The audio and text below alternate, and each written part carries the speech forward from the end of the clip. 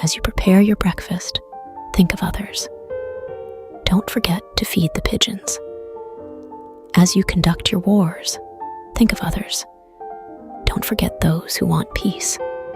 As you pay your water bill, think of others. Think of those who have only the clouds to drink from.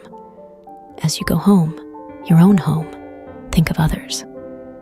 Don't forget those who live in tents. As you sleep and count the stars, think of others.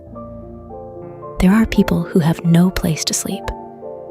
As you liberate yourself with metaphors, think of others. Those who have lost their right to speak.